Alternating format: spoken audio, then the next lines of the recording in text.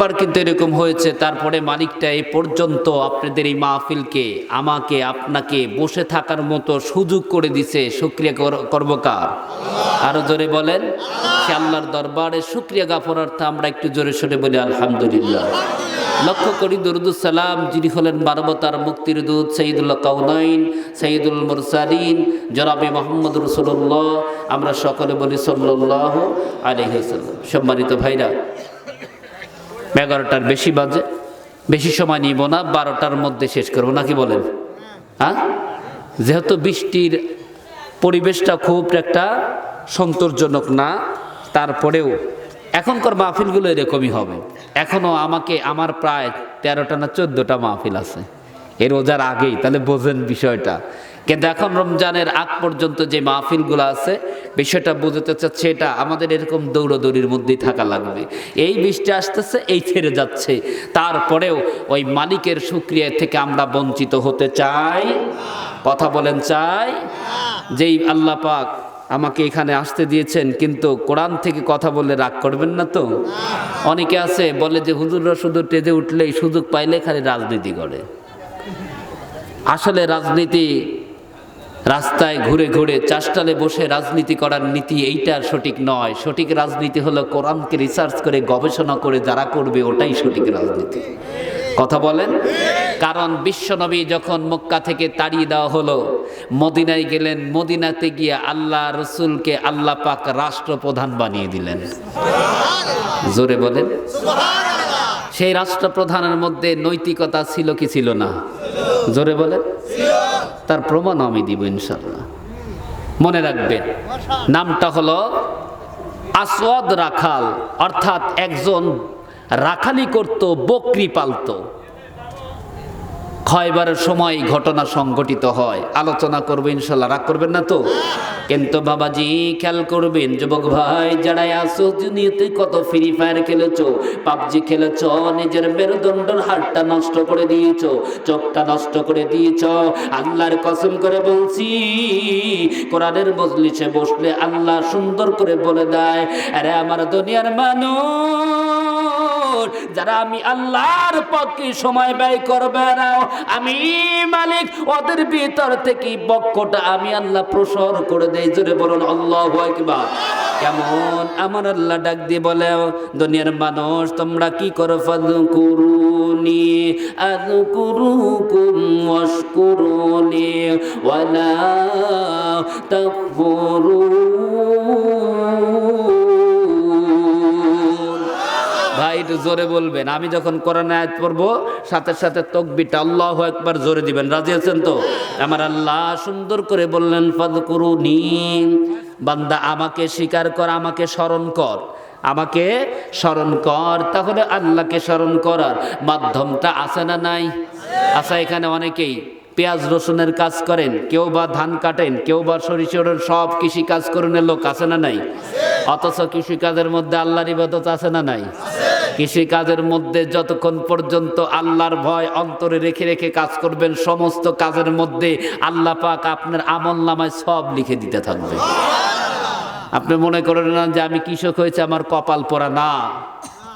আপনি বরং কৃষক হওয়ার পরেই ইসলামের দৃষ্টিকোণ থেকে আপনাকে আল্লাহ পাক অনেক অনেক অনেক অনেক অনেক অনেক জায়গা থেকে মুক্ত করে দিবে। এর জন্য 500 বছর আগেই আল্লাহর জান্নাতে যেতে পারবে। অত সহজ না মনে করেন না যে শ্রমিকের দাম নাই। শ্রমিকের দাম আছে না নাই?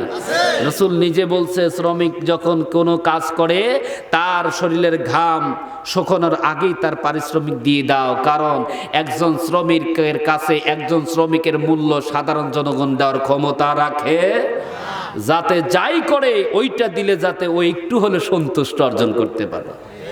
অথচ আমরা অনেকে মনে করি যে কৃষক মানুষ, ক্ষেত খামারে কাজ করি, আল্লাহরে ডাকতে পারি না। না, ভুল ধারণা। আপনি নামাজ পড়ে রাস্তায় বের হন, খেতে বের হন, যতক্ষণ পর্যন্ত কাজ করবেন ততক্ষণ আল্লাহর ভয়টা অন্তর মধ্যে জায়গা দিবেন। সমস্ত কাজটাই আল্লাহ পাক আপনার আমলনামায় সওয়াবে পরিপূর্ণ করে দিবেন। ওই অফিসে বসে কলম খোঁচায় চুরি করার চাইতে ভালো না খারাপ? এখন তো শিক্ষিত চোরের অভাব নাই। যান শিক্ষা অফিসে, চোর প্রত্যেকটা দপ্তরে দপ্তরে চোর বসে আছে। ভূমি অফিসে যাবেন, প্রত্যেকটা সেক্টরে ডাকাত বসে আছে। কথা বলেন না কেন? যেখানেই যাবেন, বিদ্যুৎ অফিসে যাবেন, টাকা ছাড়া কথা বলে না। আপনি যে কোনো একটা অধিদপ্তরে যাবেন, যে আপনার চাকরি নাই, 500 টাকা মেরে দিচ্ছেন, আপনার চাকরিও আছে, সবই আছে। তাহলে বোঝা যায় প্রত্যেকটা দপ্তরে ঘুষ খাওয়ার রাস্তা আছে, কিন্তু কৃষি কাজের কোনো ঘুষ খাওয়ার রাস্তা, কথা বলেন না কেন, রাস্তা। তাহলে একেবারে খাঁটি কর্ম, যেই কর্মতে আমার আল্লাহ খুশি।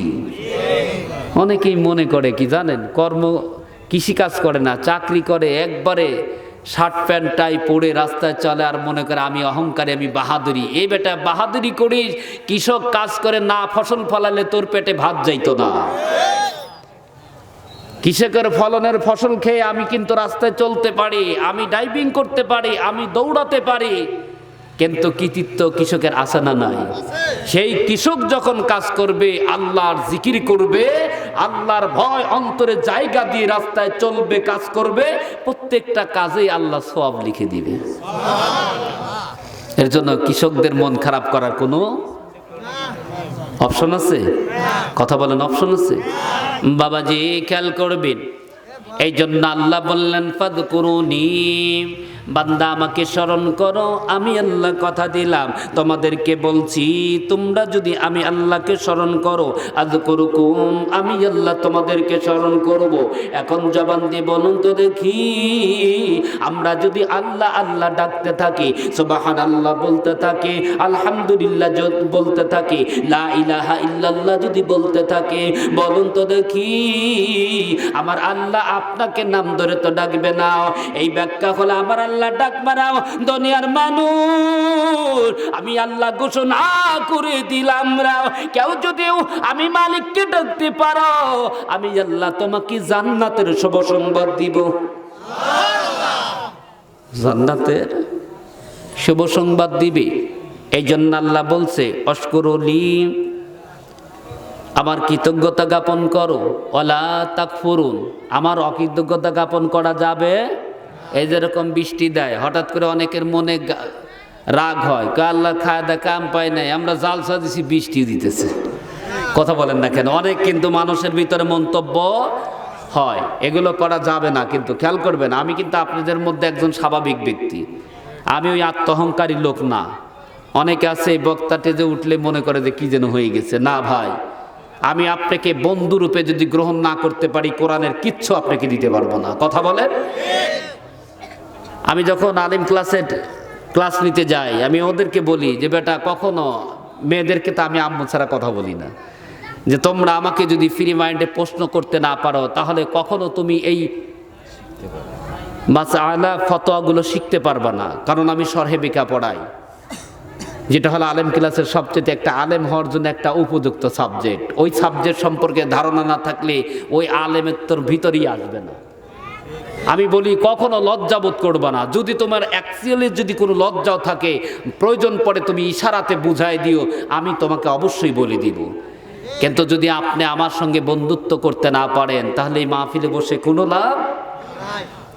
বাবাজি খেয়াল করবেন, শুধু কণ্ঠ শুনবেন না, আলোচনা শুনে আমল করবো ইনশাল্লাহ। বলেন, আমার আল্লাহ বললেন আমার কৃতজ্ঞতা জ্ঞাপন করো, অকৃতজ্ঞতা জ্ঞাপন করা যাবে না। অর্ডার দিয়েছে কেউ? জোরে বলেন। অকৃতজ্ঞতা জ্ঞাপনের নিষেধাজ্ঞা আমার আল্লাহ করলেন।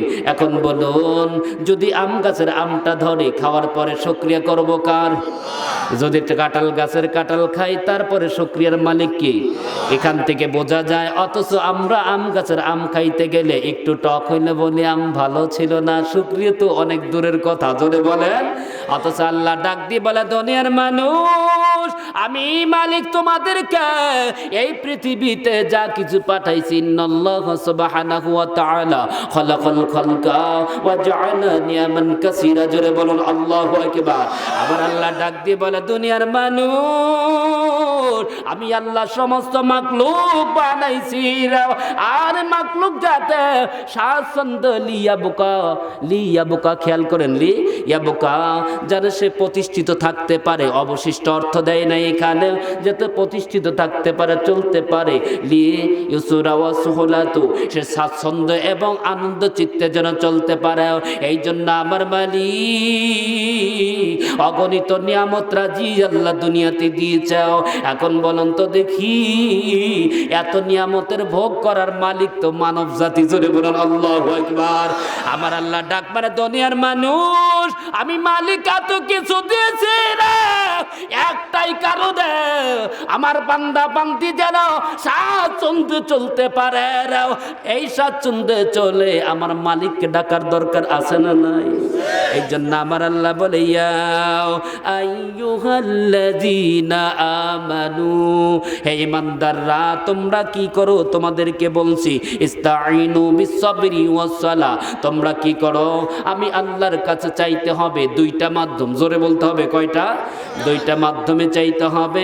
এই জন্য আমার আল্লাহ বলে, ইয়া আইয়ুহাল্লাযীনা আমানু ইস্তাঈনু বিসসবরি ওয়াসসালাহ ইন্নাল্লাহা মা'আস সাবিরিন। আমার আল্লাহ ডাক মারে, দুনিয়ার মানুষ আমি আল্লাহ তোমাদের বলে দিচ্ছি, দুইটা মাধ্যমে আমি আল্লাহর কাছে তোমাকে চাওয়ার জন্য রাস্তা দেখিয়ে দিলাম। এখন বলুন, আপনি ধরেন ঢাকা যাবেন, রাস্তা আমাদের কয়টা আছে? জোরে বলেন, জোরে বলেন। ঢাকা যাইতে আমাদের রাস্তা এখন কয়টা হয়েছে? আগে তো একটা ছিল, এখন তো দুইটা হয়েছে। দুই রাস্তায় দেখায় দিলাম, আপনার ইচ্ছা ভালো লাগলে যে কোনো রাস্তা দিয়ে চলতে পারেন, কথা বলেন। অথচ আল্লাহ ডাক দিয়ে বললেন, আরে দুনিয়ার মানুষ আমি আল্লাহর কাছে যাওয়ার দুইটা রাস্তা।